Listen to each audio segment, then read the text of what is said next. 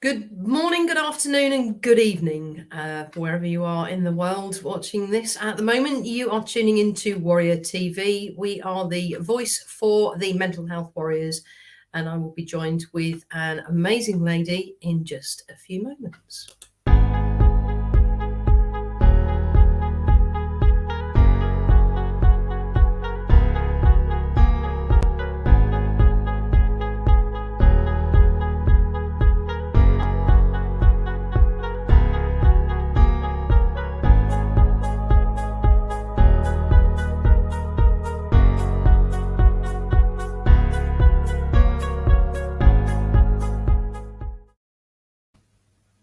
Jessica, welcome. Hi, thanks for having me. It's an absolute pleasure. Thank you for joining us today. It's a bit earlier where you are at the moment, isn't it? Is it still morning? Yeah, it's only 8 a.m. here. Oh my goodness. Right. Okay. Breakfast time. Okay. Bless you. Jessica, please do tell us a little bit about yourself and your background and what it is that you do. Well, that is a loaded question, Carrie, this morning. I feel like I've always been such a multi-passionate, multifaceted kind of person, and aren't we all really as humans? But so in my work, I am an inspirational entertainer. I am the creator, producer, and host at the Breakthrough Show Network. And that includes the Breakthrough Show that I have hosted since 2018. We are just finishing up season 5. So it feels kind of like a milestone number, if you will. But it features stories from people around the world of those breakthrough moments that we have in our lives, that change our lives, where we have to decide, do we continue on the way that we always have, or do we make a change and change our lives for the better? And so that show also features amazing inspirational entertainers and people just to uplift our spirits and show us that anything that we want is possible. We just have to put our minds to it. And I also host Project Joy every Monday morning. It's a triple shot of good vibes to start your week off on the right foot. And it's a live show that we just have a lot of fun on and share about joy and gratitude. And the network also features other shows like Rewriting Reality, Ask Crystal, Divine DNA, and we've all come together to sort of create this space where we not only share that anything is possible and people can have these breakthroughs, but now that I'm motivated to do it, how do I do it? And what do I do moving forward? So that's what I do in my work, in my business. I'm also a writer. I'm a Reiki master and healer. And a partridge in a pear tree. A lot of different things. I also have 6 babies at home and a husband, and I homeschool the babies, not the husband, and keep pretty busy. Wow, a lady of many, many talents by the sounds of things. Bless you. I just got to say that I was, really, really impressed by everything that you do and juggling all of that amongst family as well. I imagine that's it keeps you on your toes. Yeah, you could say that. Yeah, I mean, I think things were a lot more complicated for me when the kids were in public school, because at the time when they were in public school, I had 4 children in 4 different schools, and the logistics of that, of getting every child where they need to go, and then finally getting to the point where I had to say, well, I can't come to your concert because I have to go to her spelling bee, and I can't do that because I have to do this, and it wasn't fair to any of us. We were all spread way too thin, and not just with the school things, but the extracurricular things. And so it made life a lot easier for us when I started homeschooling, because we're all here now. Like I'm the one that controls the extracurriculars and all of that. And I think it gives us time to really be flexible. A few of the kids aren't morning people, you know? And so I can get up in the morning and I can do my morning show and get work done. And then we can do school in the afternoon, or the teenagers, like they do, can say, Mom, get out of here. I don't need you. I mean, I say I don't have children. I kind of do, but they're the furry four-legged variety. Yeah, it's. I've actually spoken to a couple of people recently who've chosen to homeschool their kids, and they've said very similar things to you, to be honest. That it's they're finding it a lot easier by homeschooling them and being able to fit everything in and around, that schedule, if you like. And of course, they don't have to take the time out in the daytime or both ends of the day to get the kids to the school and then pick them up afterwards. And so there's always those interruptions, aren't there, with things like that when your children are actually going away to school. But I also want to, I'd like to touch on the gratitude as well. I think that is such an important thing, and to start your day with it as well. I mean, for me, it helps to set my day up really, really nicely. But I'd like to hear a bit more about how you got into all of this. What actually prompted you to get involved and change your life around in this way? So 11 years ago, I'll backtrack a little bit and just say I've always kind of had the desire to help other people. From the time that I was very young, I have a few memories actually, of my grandparents helped to raise me, and I lived a lot of my childhood with them. And I used to create, when I was, 7 through 10 years old, I used to make these little seminars. And host them in my grandmother's living room. And bless my grandmother, she would entertain the whole thing.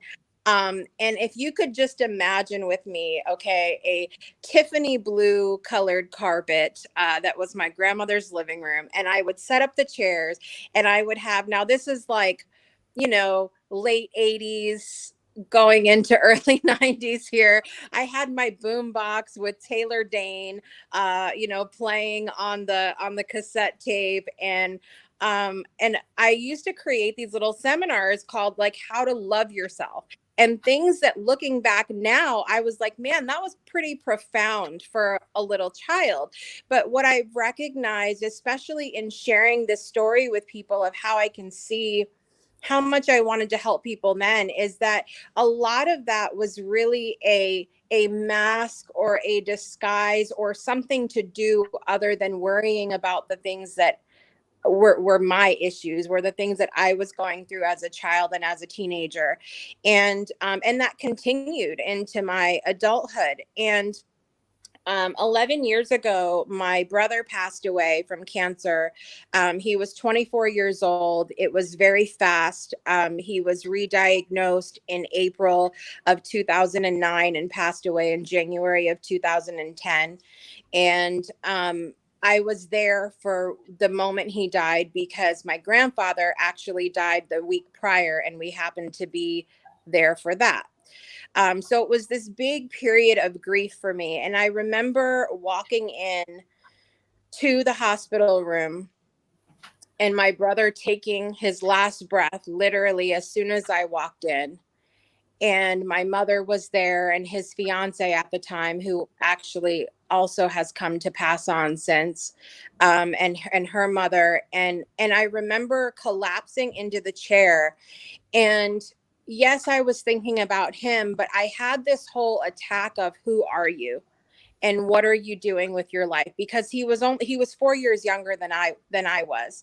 And so something like that can really just push you into this space of, what are you doing and who are you and how are you living your life? And and what masks are you wearing, and when's the last time you worried about yourself? When are you going to work on you? And so it really put me into this space on literally every level, spiritually, emotionally, thinking about my own physical health, which I had chronic illness issues since I was very young. And something about that moment just changed everything for me. I began to look at more holistic ways of living. I began digging into my spirituality and my mental health, which mental health is something, I know that's the show we're on here. But it's something that I've always kind of looked at, because it was an issue from the time that I was in middle school, with depression and anxiety. But it was always something where I would go, they would put me on a medicine or put me in the hospital and put me on a medicine and send me home. There wasn't a whole lot of, other than traditional talk therapy, there wasn't a lot, let's really dig into this, or let's like get you on the other side of it, other than to medicate me, which has had its issues now that I'm older with my body. So I had just, it was a gradual process of making all these changes. It was during that time that I started homeschooling my kids and stuff as well. And a lot of people were looking in going, Jessica, I don't know how you're doing it. Like, you take on, you're always kind of been the overachiever. You always take on a lot. You're doing so many things, and you're making it, you're losing weight, you're taking care of yourself. Like, what are you doing and how are you doing it? And I began doing a little bit of mentoring with other moms, and I had the opportunity come up in 2017 to write in a compilation book called Shine. And it's the tagline is stories to inspire you to dream big, fear less, and blaze your own trail. And I had the opportunity in that book to share about the experience when my brother passed away and everything that happened surrounding that, and how it changed my life, and how I used it as an opportunity to change my life. Because I could have just continued, right? Like, I could have just kept living my life the way I was, but I made that decision. I chose. And there were so many people after writing in that book that shared how important it was to them that I shared that story. They felt like they weren't alone anymore. Even my mother, who, we've had a very interesting relationship as I was growing up. Not the typical mother-daughter relationship. And she even said to me, I'm so thankful that you wrote that story, because I honestly just didn't even know what happened. Like, I didn't process it myself. And the process was so healing for me as well. So I really learned through writing in that book how much of a multifaceted healing process it is, not just for me as a writer, but for the readers as well, through sharing your story. And so I wrote in the book, and then I was like, well, I don't know I don't know what to do now, because I had no plans for this. And I enjoyed doing live video and having conversations with people. And I sat in with a friend one day, and I said, well, I don't, I enjoy telling stories. I realize the importance of it now. I don't know what to do. And we had just had this amazing conversation. And I said, it's too bad we didn't click record on this, because so many people could have benefited from the conversation we just had. And I said, well, what if we do this like more often and hit record and went live and did it? And what if we did like a show like The View, but less drama? And and that's how the Breakthrough Show was born. Wow. So all of this to say, wrapped up in the bow of, using what my show stands for, which is the adversities that I have been faced throughout my life, specifically the death of my brother, to as a catalyst for change. That's wow. I mean, that is a lot to take in, though, isn't it? For any one individual, that's an awful lot to take in. And utmost respect to you for using it in a positive way, I guess, you know, for yourself, to help you to change your life around, and to help so many other people in the process. I mean, there's always going to be that grieving period, isn't there? Right. So, you know, how do you deal with that? One of the things that I share, you know, I keep using this word or this phrase, multifaceted. We don't often, as humans, give ourselves permission to be more than one thing at the same time. In fact, we're taught that if someone dies, we're supposed to be sad.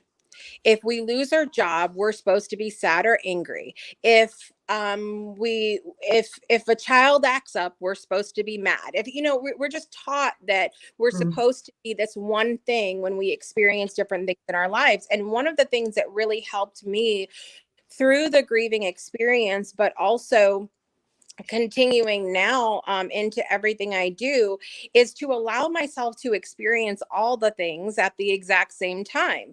And so I have this one memory of when we went to a funeral for a family member in Connecticut. So I live in Alabama, which we don't get. It's hot here most of the year in the United States, but I grew up in Connecticut. Most of my family is there, and it snows, you know, which is, I grew up with that. My kids didn't. So we had gone to a funeral, and at the cemetery it happened to snow, and that was the first time some of my babies had ever seen snow before. And so they're laughing, and you know, it's, but we're supposed to be sad and somber and all of that at the, you know, the cemetery, and they're picking up and wanting to throw snowballs and build a snowman right on the grave site. They didn't care, you know. And I could have said no, like, we're this is a time to be sad, this is a time to be upset, but I picked up a snowball and I played too. And it doesn't mean that I wasn't sad, it doesn't mean that I wasn't honoring the experience, but it meant that I'm allowed to be sad and have fun at the same time, and I'm allowed to be happy and sad, and I'm allowed to be thrilled that my brother was no longer in pain, but also sad that I wasn't going to get to hug his physical body anymore. And so I think that's been such a huge part of my experience in processing grief, is just allowing myself to experience all the things, and also not giving myself a deadline. There are times now when my both of my grandparents are gone now, and my brother, and several other, I've lost a couple best friends, you know, just been through a lot of grief experiences in my life. And there's never like a, are you over it yet kind of thing. It's just sometimes it's challenging, and other times I have good memories and I'm laughing, and it comes in waves, you know. And I just don't allow myself to sit in that space of feeling like I need to end my life because theirs did. I couldn't agree more, and I absolutely love that, you know, you allow yourself um to have all of those feelings, and as you say, you know, just because you're throwing snowballs and laughing with the kids at a funeral doesn't mean that you're not feeling sad, or you know, you're not being disrespectful to the person that you've gone to pay your last respects to. You know, I'm seeing a few similarities between your experiences and my experiences. Um, in as much as I lost my mum coming up for 5 years ago now, I think 4 or 5 years ago, 5 years, coming up for 5 years. But she'd had dementia, and she was the last few months that she was alive, it was really, really bad. And it put, I mean, goodness only knows what she was going through, what it was like for her, you know, even if was she actually aware of what was going on. But certainly for my dad and my brother, who, you know, they all lived under the same roof. So apart from when my brother was working, he was there looking after them both. And my dad, when my brother was at work, was essentially carer for my mum. And I know how much pressure it was essentially put on my dad and my brother, on all of us, even though I wasn't there all the time, because we live in different counties in the UK. So, you know, not quite the same distance as it is for you guys. But, you know, for me, it's like I'm nearly 200 miles away from my dad and my brother. But it only takes about 3 hours to drive there on a good day. So I'd go down as often as I could, and do my bit, sort of give them a bit of a rest, if you like. When she did eventually pass and we had the funeral, we were all three of us, although when she passed, it was a shock. It was sad, it was upsetting. But at the same time, we felt this huge sense of relief. Right. Knowing that she wasn't suffering anymore, you know, that she wasn't living in a way that, had she not been ill, we know that she would have absolutely hated, because she was a very proud person, you know. So, of course, when it came to actually having the funeral, we were adamant that we didn't want it to be a sad occasion. Of course, people are going to be upset. They're going to be sad. You know, they're going to show their emotions. And they did. But that was fine. You know, the three of us got through it without shedding a tear, without feeling sad, without, you know, we helped to create, it was a celebration of her life rather than, you know, how sad that she's passed and she's not with us anymore and blah, blah, blah, you know. And I read the eulogy. I wrote and read the eulogy, and I my default setting is humour. Yeah, mine too sometimes. So I made sure that it was light-hearted. There had to be a serious note in there, obviously, but I made sure that it was light-hearted. And there were a couple of occasions where I know it made a few people chuckle. Yeah. So it had the desired effect, and that was the whole point of it, you know. But yes, like you say, that there is no time limit, is there, with grief? Right. We're always going to miss those people that you know we were close to, family, friends, and most of the time we'll get along just fine without them being around. But there will also be times where we'll stop and we'll start thinking about them, and you know, if perhaps we're not in the best of places ourselves at that particular moment, it can hit us a little bit harder than it would do at any other time, perhaps. I think sometimes what happens is when we, like, the typical thing that we hear from people, and we've seen from other people that have been through grief, is like somebody passes away, or even, I mean, we can even add into this the fact that sometimes we have relationships with people that are still here with us that end, and those are a grieving process as well. You know, that's something that I've gone through myself. It is a challenge. It's a challenge because it's like they're still here, but you know, that relationship has ended for whatever reason. So with any of that, like, we see, okay, the relationship ends whether they pass on or not, and then we're in a grieving period where now we're in this grief period. And when we tell ourselves that that's the process, we don't think about, for example, what I went through last year, which was, I think, 8 years since my grandmother had passed away, who was so important in my life. And we bought our first home last year. For the first time, I bought a home, and all of a sudden I was hit with, I can't call my grandmother right now to celebrate this. She would have been so excited. She would have been like thrilled that my backyard is full of cardinals and that was her favorite bird, and you know, that she couldn't come sit at the window of the garden and look out with me. And when we tell ourselves, okay, when someone dies and now we grieve, we we're not telling ourselves, but you're going to have these things come up afterwards. So my thought has always been to when I lose a loved one, whether they're here with us on this earth or not anymore, to continue to live, like feel whatever I feel coming up, but to continue to live, because the stuff's going to continue to come up as time goes on anyways. You're going to have those empty chair moments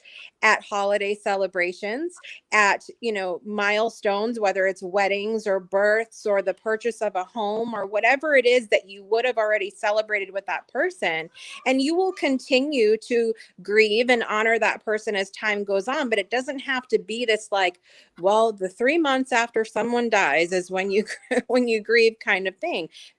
Just continue to live and process it as it comes. Definitely. It's, and of course we will all deal with that differently. Right. We all grieve differently, don't we? Just as a result of our own individual relationships with those people, and our own experiences and beliefs, of course. There's an awful lot, and our surroundings. There's an awful lot that has to be taken into consideration in that respect. Adam's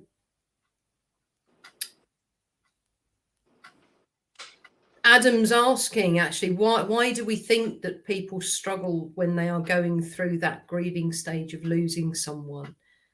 Is it the fact that they're no longer physically there? You can't have that conversation with them. You can't hug that person. You can't physically see them. Or is it something else?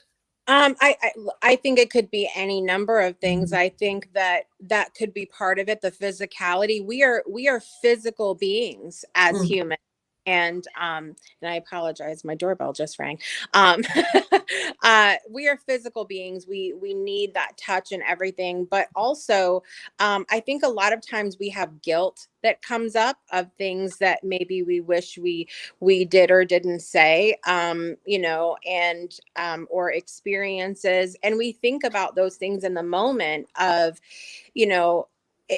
for me, like when my brother and grandfather died that January, I was getting married to my husband that coming December. So in that moment, in that month, I was like, they're not going to be here the end of the year for they're not going to be here for my wedding. And so I just had this moment of, thinking about all of those things in the future, like kind of projecting a little bit, when that's probably one of the ways that we can make our grieving experience more difficult, is when we think about things that haven't even happened yet, and we start projecting a little bit into the future. So yeah. Yeah, it's it is quite a strange process, I think. But you're right. As physical beings, we do need that physical contact with people.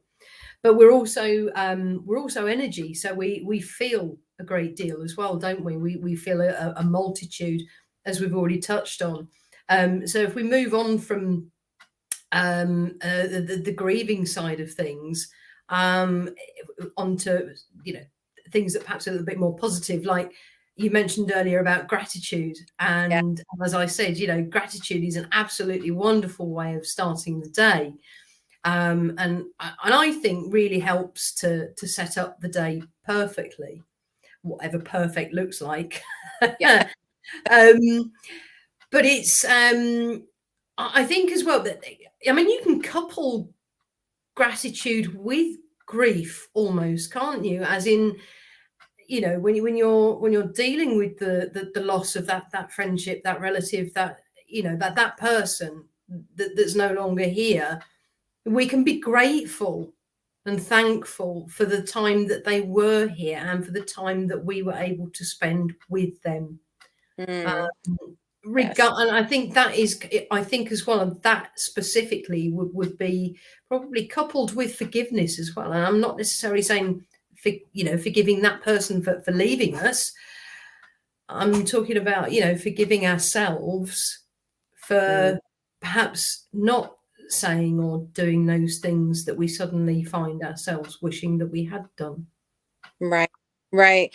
Gratitude, I think, is a big part of that. And gratitude has been such a huge part of literally every part of my own personal transformation, and changes in my life and breakthroughs that I've had. Because even as I think about the issues that I've had with chronic illness throughout my life, it created such a space of anger and frustration, and like, why doesn't my body work like it's supposed to work? What is wrong with me? And going and that, as we know, I know that you're very much into this as well. I'm doing NLP work that harbors more illness within our body, of the more that we are resentful and angry and frustrated, and that all can translate into more disease within our body.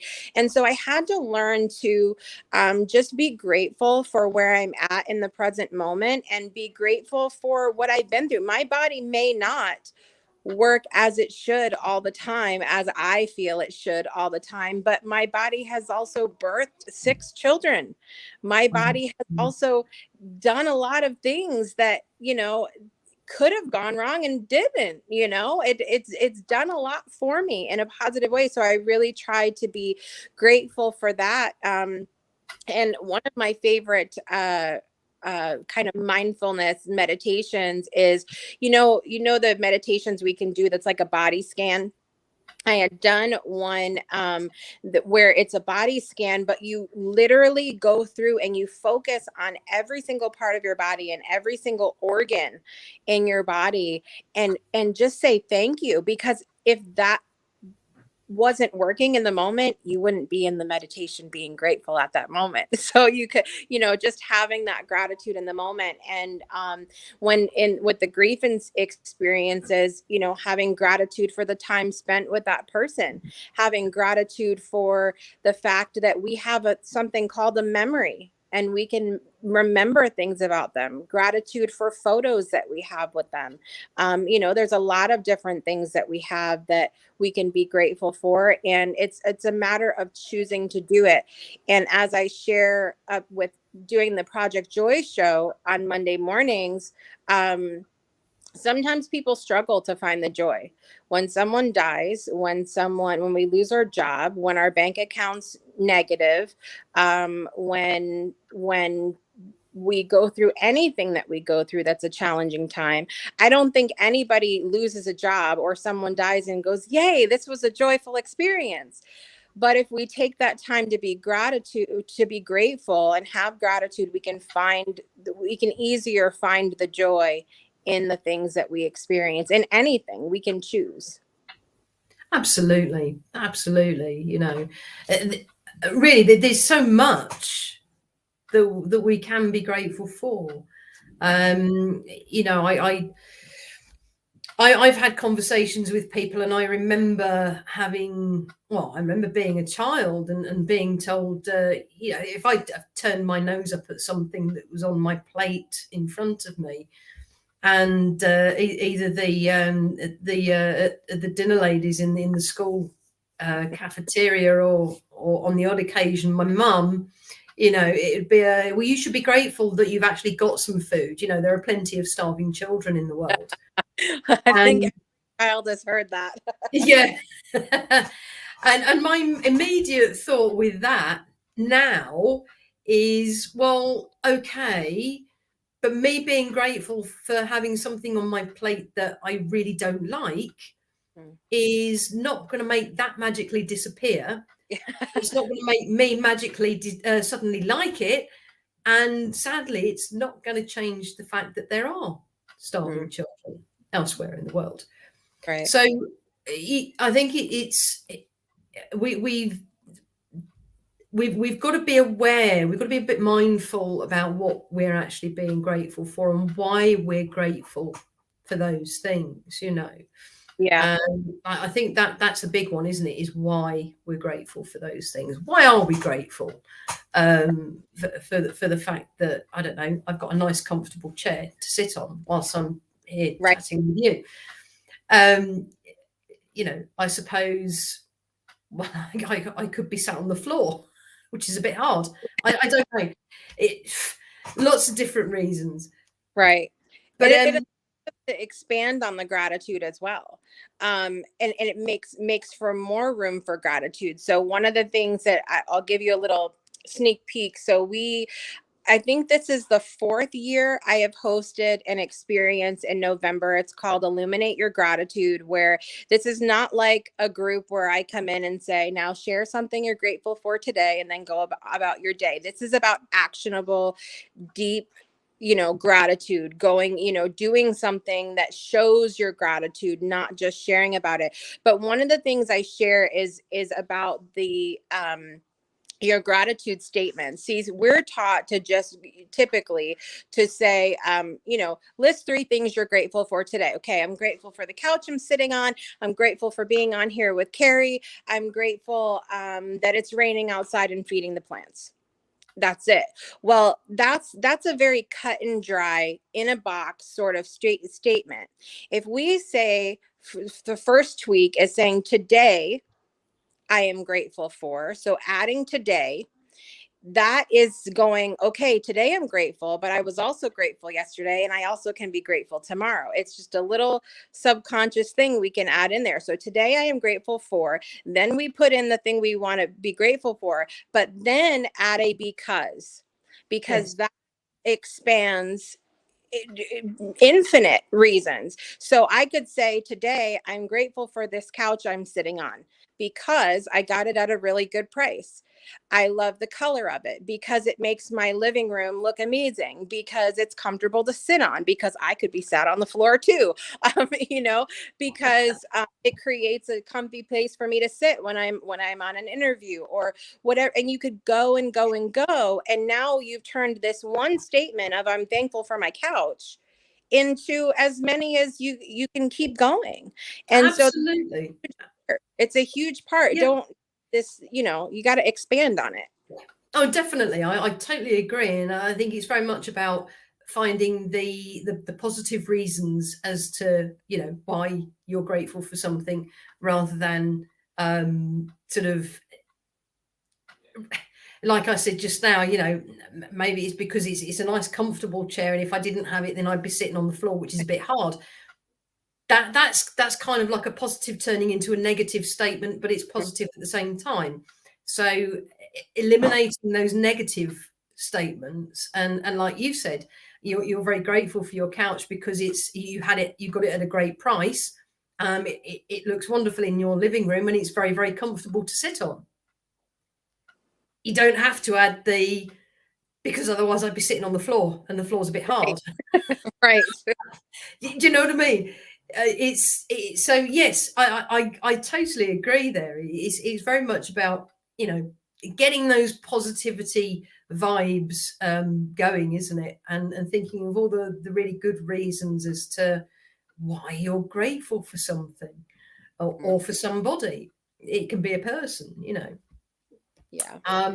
But yeah, as I say, I do I love gratitude. I think it really does set you up nicely for the rest of the day.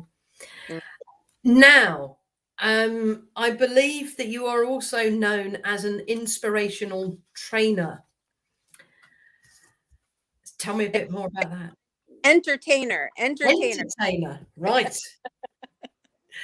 Tell us more about that. Well, that's just a role that how that all came about. So I have to shout out to my cousin, Jimmy. So my cousin Jimmy is a comedic hypnotist. So when you see the hypnotism shows where they make people cluck like a chicken and all of that good stuff, that is my cousin. He is a headliner at the Mohegan Sun Casino in Connecticut. And he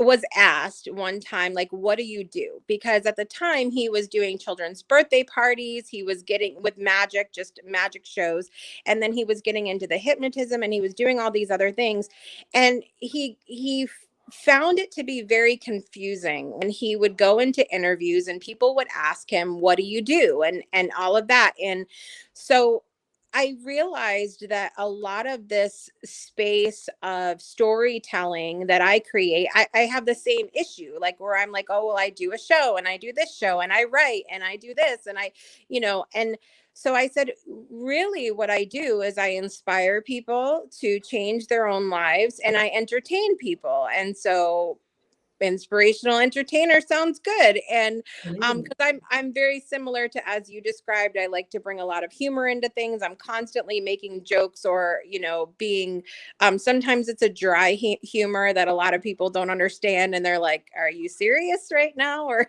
what's going on? Yeah. But I think that that that was such a huge moment for me of being able to embrace a title of inspirational, first of all, because I had to be able to embrace that. It was years of people saying, your story inspires me, to where finally said, yeah, it's kind of inspiring, isn't it? And allow myself to embrace that. And then the entertainer part was a whole other piece, because I had convinced myself in the coaching space and in the mentor space that I had to be this serious, like, entertainment is not a real way to help people. And no, it is. You can tell a joke and change the trajectory of someone's entire day. You can sing a song or write music, which I love to do as well, and change someone's life from that. And so I said, no, I'm inspiring and I'm entertaining, and that's what I am. And here we are. So even that title was a whole moment for me to be able to embrace. Brilliant. That's amazing. And you're absolutely right. You can, with just that. Oh, The life of we're oh, right here. and just to respond to, I don't know if it's Adam or Kerry that's commented. He says, "Come on, Kerry, read the title of this stream." Ha ha. Can I just say that, first of all, my apologies for saying inspirational trainer. All I can see across the top of my screen is who is the inspirationer, and it stops there. So there we go. You did well. You filled in the blanks as best as you could. I was almost there. It was close, very close, really, really close. Brilliant. Right, we won't keep you for much longer. Just so, how can people get in contact with you? The best thing to do is go to right now, thebreakthroughshow.com. That has all of the every episode from the beginning of the year. My email is on there. The link to, I believe, join my text community if you're in the US, Canada, or Puerto Rico, and then also the link to join my Discord community, which is for anybody across the world. And then you can also email me at jessica@thebreakthroughshow.com. And I'm happy to, the gratitude experience coming up starts November 1st. And that is on Facebook, and it's a Facebook group. Just look for Illuminate Your Gratitude and you'll find that. That sounds absolutely amazing. Thank you for that. And I shall have a look for Illuminate Your Gratitude, because I think I might just take part in that myself. Yay. Jessica, it's been an absolute pleasure to have you on this morning your time, this afternoon my time. Thank you so much. Won't keep you any longer, but would love it if you could come back and join us again in the not too distant future. Absolutely. I'd love to do that. I've had a great time, Carrie. Thanks for having me here. Brilliant. Thank you so much. And just to let the rest of you know, there will be another broadcast tomorrow afternoon, UK time, 1 p.m, where we will have the Mental Health Warriors with Karen Unruh and another lady called Natalie, and they're going to be discussing domestic violence and trauma. So please do tune in for that if you can. And Once again, thank you very much, Jessica. Thank you to everybody that's tuned in today, or, you know, if you've watched it on the replay, thank you for tuning in and watching. Don't forget to check out the breakthroughshow.com, and hopefully we will see you very soon.